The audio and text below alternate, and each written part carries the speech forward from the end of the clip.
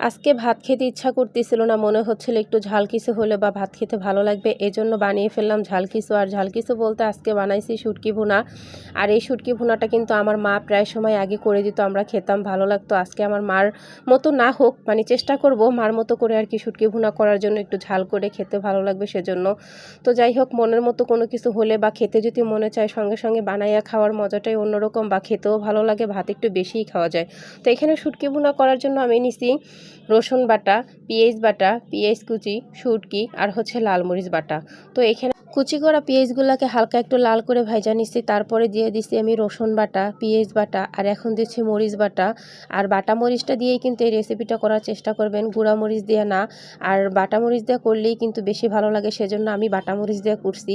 আর এখানে অ্যাড করে দিলাম ধনিয়ার গুঁড়া, লবণ আর সামান্য পরিমাণ হলুদ। হলুদটা কিন্তু সম্পূর্ণই অপশনাল, আপনারা চাইলে দিতেও পারেন নাও দিতে পারেন। আমি দিচ্ছি একটু